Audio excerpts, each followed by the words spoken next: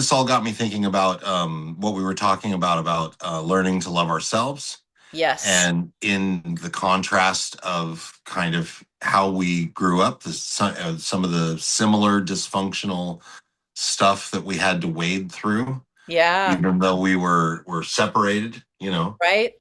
Had we grown up together, we probably would have played some opposite roles at times. Yeah. But I guess we had the gift, both getting to be the scapegoats, Right? and and yet we persisted. Here we are, Yeah. optimistic and hopeful and increasingly confident as we go. Right? Yeah. Even though it's Yeah, hard for the scapegoat growing up as the scapegoat, um, yeah, they are the member of the family who has the biggest possibility of actually breaking out of the family system and making a new story and actually healing. yay, Yeah. yay, Yeah. yay! Oh, Yeah. that's awesome. That's Yeah. awesome. Should we each share a little bit about um how that like how it was growing up and how um we were made to feel badly about ourselves, and then we can talk about finding the self-love. Shall we give a little Yeah, background about that? yeah. And at some point, I mean, I guess we need to fill in all background. But but we can start there.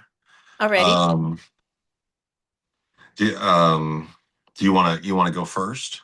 Okay. Sure. About Sure. Yeah. Um, yeah, because Yeah, yours will sorry, I'm putting you probably, on the you know, spot yours because will I'm like, probably be a little more colorful, so it's better to like build to yours instead of it being like, wow, Sam's childhood was so hard, and that Megan woman, why is she even complaining? Um, oh no, we're not saying that here, yeah, um, yeah, at no, all. it's not Yeah, a whose trauma is bigger competition. It's not that. no, Because you no. win that one, hands down. Yes. And Oh yeah, yeah. I'm sorry that you do. Oh Um, yeah, yeah, yeah. yeah. It was rough. I wouldn't wish it on anybody. But I'm here. It wasn't so bad. Oh, it was It really, was really really bad. really bad, It was but as I bad did as, survive. And yeah. and sometimes, yeah, really really horrifying. And but there's nothing to do, no matter how bad things get, but just keep going forward. Either that or not. I don't know. I always kept, just pressing on to the next thing. Yeah. And we're so, I think, all of us so much stronger than we realize. You know, I Well, when just you're in a circumstance like that where you're living with your dad who's a horrible abuser and he's abusing you, and um you've got to find your strength. I mean, there's kind of no alternative. yeah, yeah, yeah. I think like I wasn't gonna fight back, because grandma and mom said not to do that. So I had kind of this rigid rule that I would just stand there and take it, and I didn't know how to break out of that at all. But I did learn to be optimistic and to be hopeful, and to try to look on the lighter side of things, even when they were just really horrible. But I think in some ways it was kind of my superpower. I think I wowed him, with my ability to say, well, okay, but um, all that matters is what we do next. Wow. Um, Wow. man, Wow. I oh, it's something. I didn't come Yeah. to terms with a lot of it too. I lived in like a fantasy world. Hmm. I sort of minimized all of the violence and just kind of made up that, you know, it's just his weird way of showing that he loves me, or Wow. in fact I was in the wrong. I am you can't help but like kind of buy into Yeah. when you're a little kid and the adults that are supposed to care for you are telling you that you're a disappointment, or that you're naughty, or that they know who you really are. and it's Yeah. not, and it's not good. Like that's so hard to overcome and not Yeah. internalize.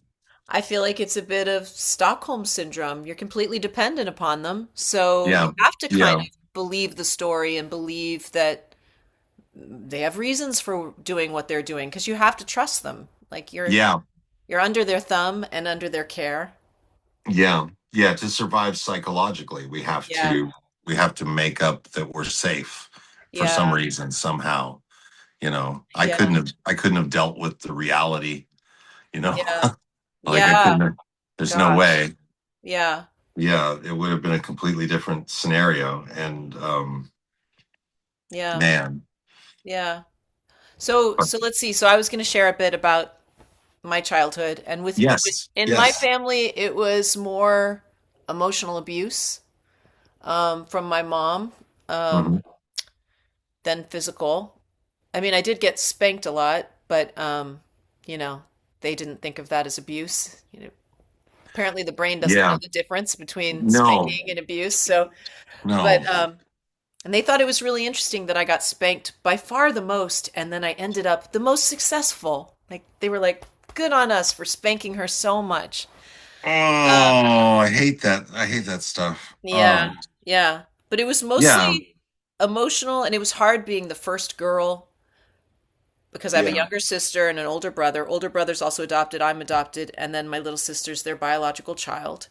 yeah. And my mom, both of them, but especially my mom, had a lot of internalized misogyny, I would say.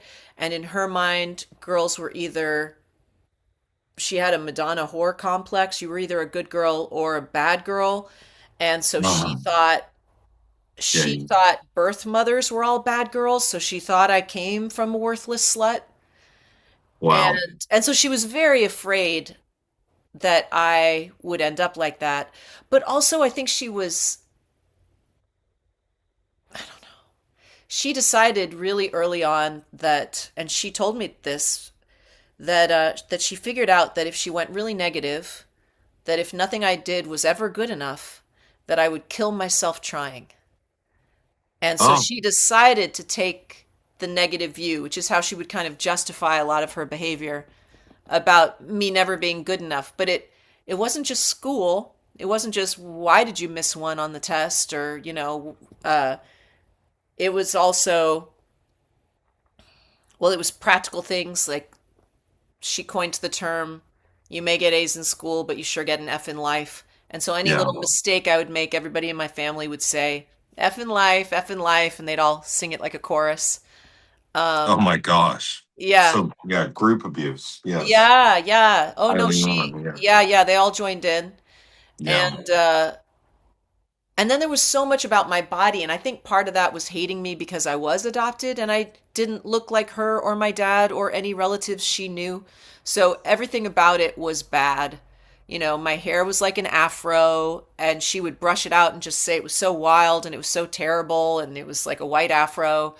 Oh, And she marveled at my long legs. It wasn't a good thing. It was like a freakish thing that my legs were so long, and she's never seen a thigh bone that long. And it was so nice when I saw a picture of Corson. It warmed my heart. It's like, oh, that's where I got the look at that man's yeah. legs. Like, Yes, yes. wow, that's where it came from. I'm not a freak. He did anyway. No, Um, no. yeah, and it But was yeah, but like, she made you feel that way, and it's yeah, she not. always made me feel fat and stinky and gross. Oh, And stinky. yeah, Yeah. yeah, Oh, yeah. That's right. yeah. Well, she would say she could smell my private parts across the room, and then everybody would Oh, agree in the family. And I'd oh, say, how can you smell it? I can't smell it, and I'm right here. And they'd say, you need to go put deodorant spray on, which I would oh, go that's do. so It was, inappropriate. it Yeah. was, yeah. So it was very But like you inappropriate. say, you can't escape. You're stuck in that. Yeah, it was just And very shaming. It just kind of gave me this feeling of I'm all wrong. I'm yeah, just, yeah, wow. yeah. Wow. Which you got a feeling of I'm all wrong too, right? Oh, yeah. Oh, yeah. I mean, like, I think I mentioned this when we were talking once earlier, but Ernie, like really, he did some awful, evil things, bad guy. But in his story, he was the good guy, you know. So when he physically abused me, it was always with a long explanation and build up about why this is my fault, you know. Oh, It was that, it wasn't that he was taking out his anger on me. It was that he was tortured by having to have such a worthless son. Um, that it embarrassed him that I was weak and cowardly, and it was just torture for him to have to put up with me. wow. And I was doing everything, I was, like his slave on the boat and at the ranch. But yeah, when he would get abusive, or spanking, as they like to say, disciplinary, that was the bad thing too. That you know Ernie would talk in public about, you know um, needing to whip me into shape, or need to take me home and give me a good beating. Oh, and wow. the and the people in the community would be like, well, yeah, you gotta, keep those kids in line. There's so much public commentary about how it's right and good for parents to physically punish children. Yeah. Like, they all stamp the approval. And of course, if I tell them later what was really happening, they'll be like, oh, we didn't think it was that bad. But everybody was like, yeah, Ernie, you got to whip those kids into shape. Yeah. You're just being a good parent. Yeah, yeah. Oh, Yeah. nobody ever said like, hey, you don't need to hit your kid. You got, Nobody what? thought that back then. No, no. Well, some did, the weirdos, right? Um, but and I learned. I, I I've been thinking more lately too about how, like, my life since Ernie is also part of my story. Um, and The thought. and You're right. And when my kids were little, I spanked them. Yeah, I thought that, like, you have to do that. That's the right thing to do. Mm. I thought from church that that's what God wants me to do. Um, and then I abandoned that and decided never to use physical coercion or punishment on them. Um, be, um, I suddenly realized, like, this isn't who I want to be. I had never, I had to apologize to them for something, and I realized I never had. Wow. I had never apologized. I'd never gone, sat my kids down, and they're all still little at this point, but I'd never sat them down and said, you know what, Dad was wrong. I was That's wrong. huge. That's huge to be able to do. And Yeah. so I felt like I had to do it. So I was up all night thinking about it, and I just realized, like, if I'm not smart enough to figure out how to convince these kids to cooperate, then Mm. I don't have any business being a parent. Oh, And that's trying good. to whip them and spank them into shape, it's not having the desired outcome at all. It's not the right thing to do. Uh, And oh my God, things were a lot better. I mean, we went through tumultuous times, but I'm but so I, glad that I had that realization. And yeah. so I was doing my best, Yeah. and I talked to you too about how, how I try to imagine that Ernie was doing his best, Mm. with where he was at. Um, Wow. and that's sometimes a struggle to understand. Yeah. Yeah. I was just reminded hearing about spanking that, I had my kids later. You had your kids younger. Uh-huh. And so you saw me with my kids when they were little and maybe a little not maybe their behavior was a little wild humanish and Oh yeah. there was no spanking and it was kind of hard for you to watch a little bit. I don't know how much later that was Yes. after. Yes, I thought that you were way, way too permissive, Yeah. and too the openness you had to finding out what Maeve and what they preferred. Yeah. Um what was kind of shocking to me because I sort of, even though I had stopped spanking, Yeah. I I still tried to, control everything, and I didn't give them a lot of choices. Mm. Um, and so I saw you guys like, hearing their complaints and trying to respond in real time, as if they're little kids and maybe need help. And that's what parents are for. But it was kind of like hard for me at first to wrap my mind around it.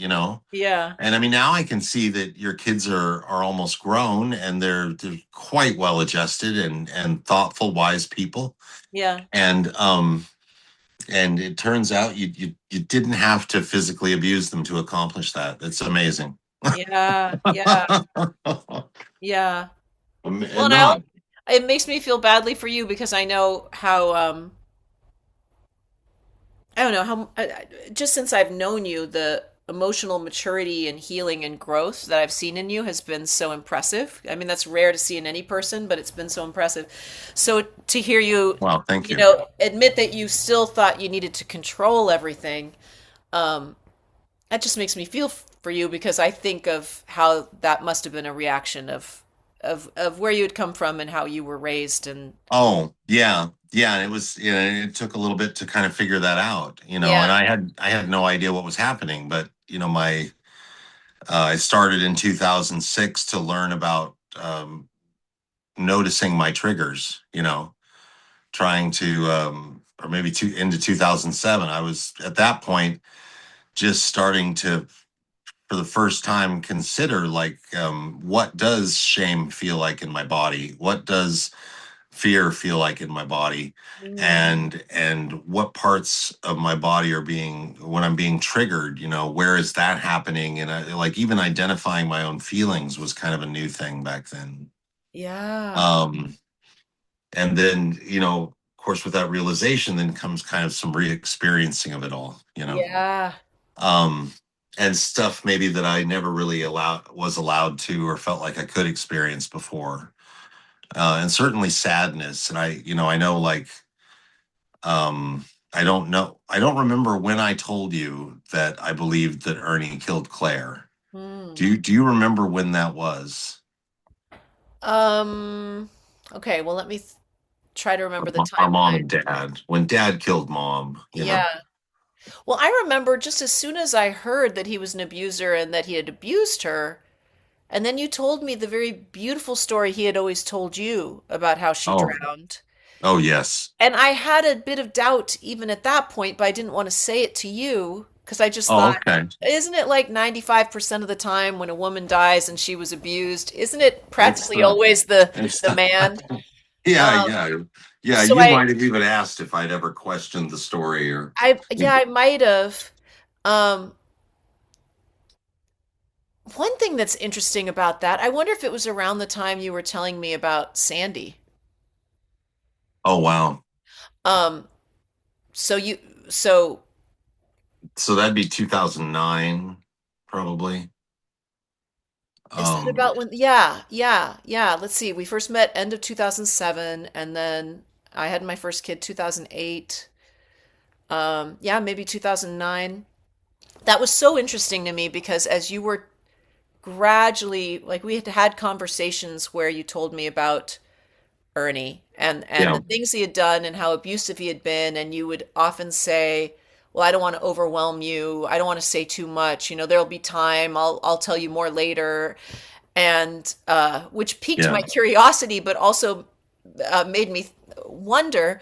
And then you finally told me this awful story, I think in an email, about how Sandy had been one of his girlfriends, abused, eventually weak and tied up in the back bedroom and getting weaker and weaker. And then you told me the story of him killing her and Yeah. how he had made you help him dispose of the body. Yeah. And I read that all and I thought it was a shocking story. And I responded to you, I think, in a sympathetic way. And I didn't even consciously realize that something in me wasn't sure this whole story was true. Oh, That's yeah. something in me, because we'd only known each other a short time, and I Yeah. knew, I knew you had been abused. I knew you had had a bit of a breakdown after he had died and right before I met you. So part of me just kind of was in question about it. Like, I don't know, do I trust Sam's memory, or did I like I but I Yeah. didn't People even tell stories. Yeah. And you don't, I, yeah, I no, that's I didn't even natural. consciously realize that I wasn't digesting that as definitely being Yeah. true As fact. Yeah. until you called me. And that was the really shocking moment for me. And I think, I don't know, when I realized what a horror story you grew up in, was when you called me and said, well, I drew a map for the cops, and they Oh, found yeah. Sandy's remains, and they identified her from her dental records. And I told them about they took pictures, and I told them about all of my dad's crimes, everything I could tell them. And it's going to be a local story today, but it's probably going to be picked up by CNN tomorrow. So it's going to go national. And I just wanted to give you the heads up. And it was only then that I was Oh my God. This- yeah. oh my God, I can't believe it's true. And also, I only realize now that I didn't totally believe it before. Like, Yeah. what? Yeah. Dental records? Like, ah! Holy Yeah. shit, that was such a big moment for me. And then to see the CNN story and to see the horror of it described with pictures of where he kept women hostage, like, just, oh my God. That was Wow. so shocking. That was so shocking. Wow. And we'd known each other like less than 3 years of that, maybe A two few years. years, and maybe part of not believing you too was a bit of self-protection. Like, I didn't want to Yeah. believe a story that horrible could be true. Well, it's a lot to take in, Yeah. and yeah, and it's best to be skeptical. And Wow. I get a lot, because it's all so extreme, and often people are like, "Dude, this does not sound believable," Yeah. Yeah. It really, it really Yeah. doesn't. So, It's hard so to it's hear a story like that. Like, wait, this isn't a Sean Penn movie? Like, this actually right, right, happened? just Like, yes, this yes. isn't Oh some God, horror movie? oh God, yeah, yeah, Wow. Because then that also forced me to grapple with, oh, my biological father wasn't merely an abuser. Like, yeah, like he was the worst. Like, he was yeah, like, I came from someone terrifying. That's hard yeah, to digest too. yeah, Yeah. yeah. He was, but kind of a paper tiger, man. Ooh, tell me more It's about that. Yeah. well,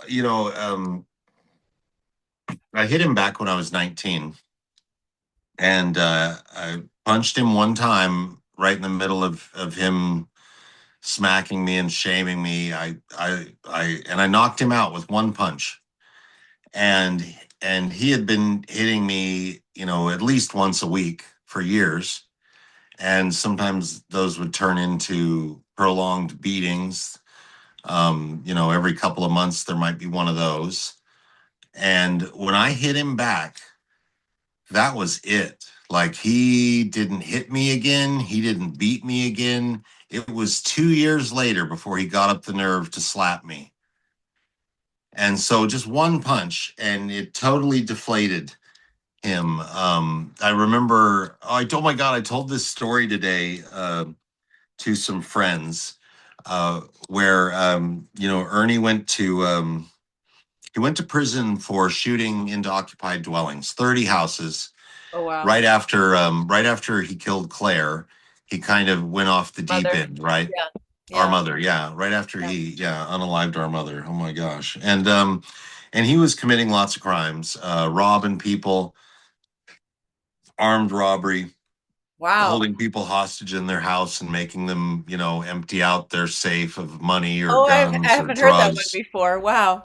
Yes, Okay. yes. I talked to a lady who knew him in the late 70s, and he would use her to get him into the houses of drug dealers.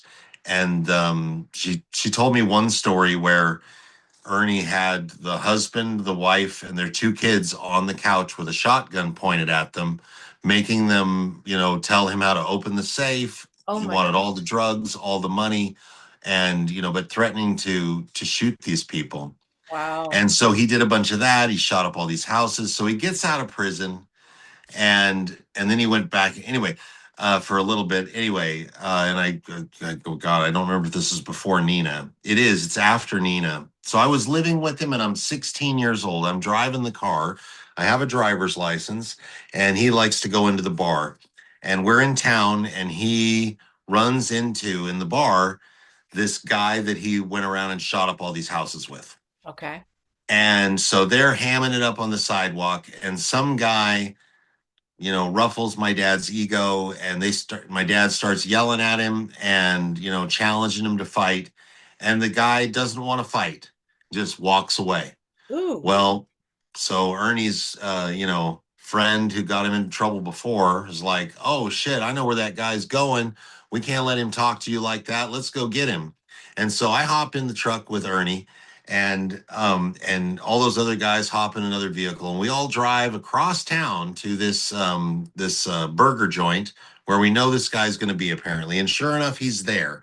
And my dad challenges him, and they're out in the parking lot, fists in the air, about to start fighting. Yeah. And it's me and the guy who talked Ernie into it, and like five of his friends, and we're all in a big ring around it watching.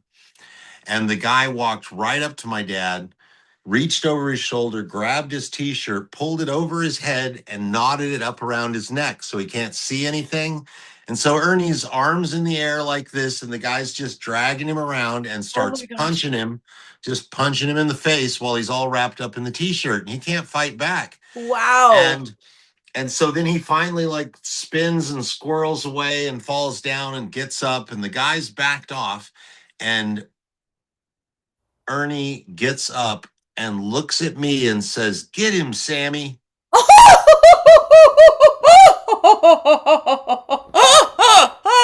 And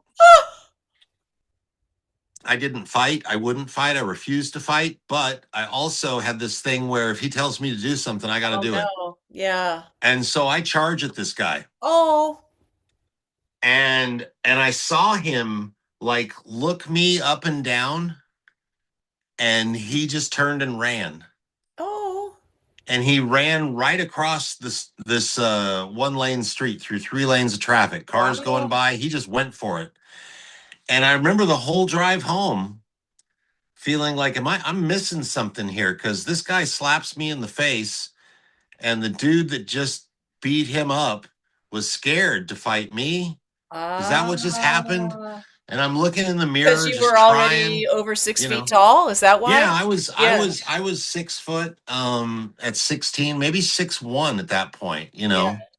So, and he was, 5'9", little guy, but Yeah. scary and mean, and and very, very violent. But I just, it's funny to me how drastic, how many times I heard hour-long speeches about how he would put me in the hospital, make me a cripple for life Oh wow. if I ever tried to stand up to him, or blah, blah, blah. Mm. And as soon as I did a little bit, he just folded.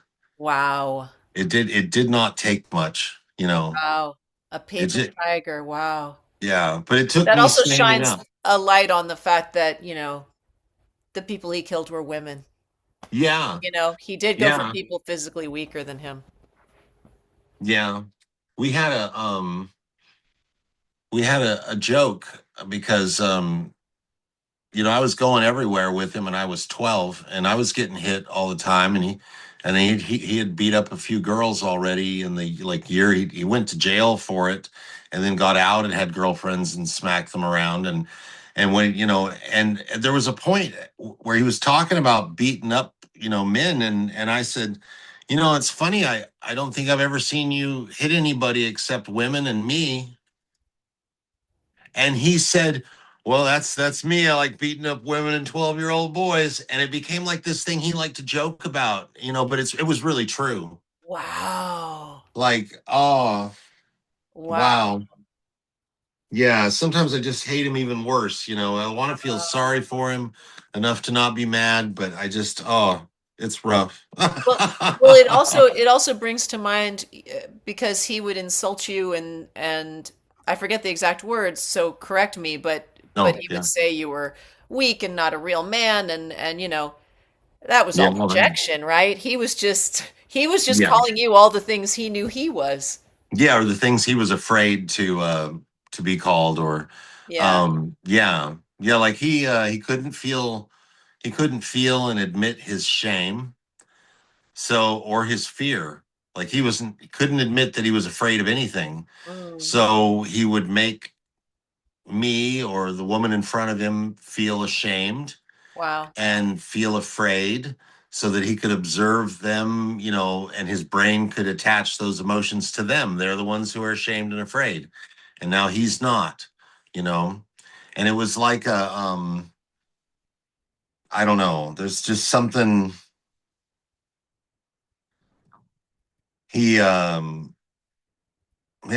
didn't, love himself. He struggled with all that, right? And he couldn't face himself in ways. Yeah. Um, and I think, he did later in life. And certainly when I was with him, he changed his behavior and a lot of his outlook, Um, I was stuck there. So I mean I tried to influence him in a better direction. I couldn't like it was so hard to watch him unalive Sandy. And it felt to me in that moment like my life will never be the same. Yeah. I will never, like, the fact that I'm here and I haven't figured out how to stop this Hmm. makes me like not worthy of other people. Oh, Like, that's how I felt standing yeah. there that day, right? And I thought, I cannot let this continue. Like, this can't happen again. Right. And we were like a month past that event, and he was framing it, as her fault, you Oh, know, that she was sent by this nefarious network of people that are intent on destroying him oh my with God. the intention of sacrificing her because they knew it would make him mad, and now that just gets him in trouble, and it's not even his fault. And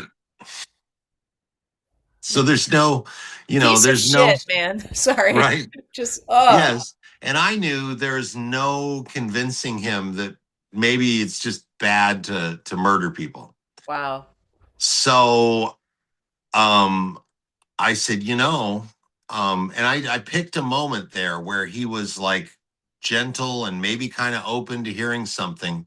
Yeah. I listened this is like a month past and he's talking about it steady. And I thought I had a moment. Yeah. And I said, you know what? You shouldn't let them do this to you anymore, Dad. And he said, well, what do you mean? And I'm like, well, you get roped into this thing, by people who are trying to destroy you. And look how much stress it causes. And he's like, well, I can't help it. I get all pissed. And I'm like, well, I said, well, I have an idea. How about next time, right when they piss you off the first time, you wake me up, even if it's the middle of the night, and we'll just put them in the car and we take a drive into town, stop at a gas station, and you hand her $2 and ask her to run get a couple Pepsis. And then as soon as she gets out of the car and goes in the store, we peel out and we're gone and you're done. It's over. Yeah. And he kind of chuckled. And then like a month later, he had a woman out to the house and they were doing drugs and it was like 3 in the morning. He woke me up and he said, come on, get the car. And so I started up the car and she's fine, hadn't been hit yet, it didn't look like. Oh. And we just walked out to the car and she sat in between us and we drove her into town and took her to a grocery store and she got out with the $2 and she says, I don't think they're open. And I just put it in reverse and gassed it Oh and we my took God. off. Oh my And we God. went we went and had breakfast at a little diner and he was like, oh, this is brilliant. Like I've like It is brilliant. Like, like I'm so proud of you that you found your moment and suggested that and that it right, worked. right, and he went for it. Oh my Yeah. god.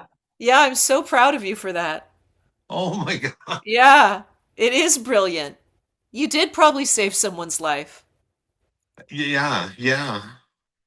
Yeah, he was definitely, on a bad path.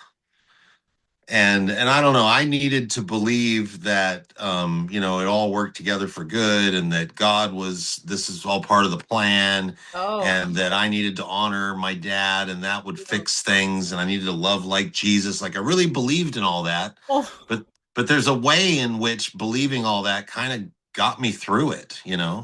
Okay. Well then, I think it kept me trapped too, yeah.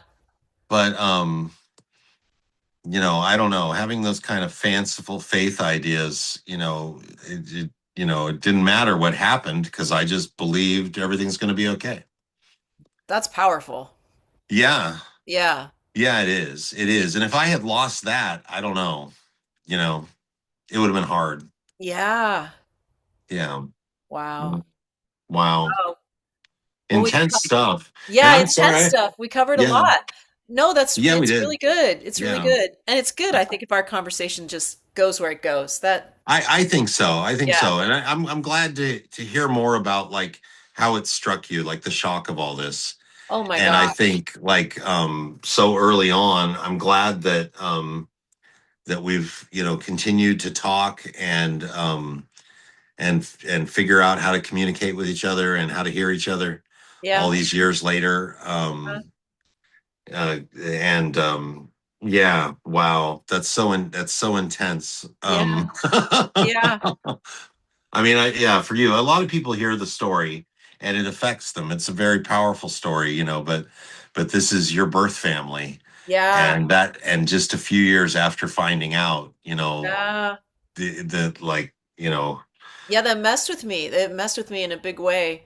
I yeah, I sometimes think of before I found my birth family, that I kind of didn't understand my face. It's almost like I would look in a mirror and I didn't really know what I looked like.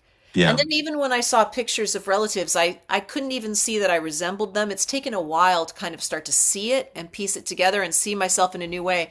So when I first was learning about Ernie, I remember these moments just looking at myself in the mirror and just thinking, wow, you're from half murderer and half victim and like half abuser and half abused, and like I just piecing that together and thinking, wow, what a yeah. combination of factors. Like, wow. Wow, they really are. They really Yeah. are. Yeah, Yeah. but it did mess with me coming with someone, learning that I came, oh, because my mom always Oh, told yeah. me that my birth family was probably worthless and probably homeless Yeah. and probably all these bad things. And oh, I just hated that, she was right about any of it, that I had this one Yeah. awful, awful ancestor. But Oh my. Yeah, it's been it's a even journey. It's worse. all, It's worse than she could have imagined, maybe in some yeah, ways. Like, yeah.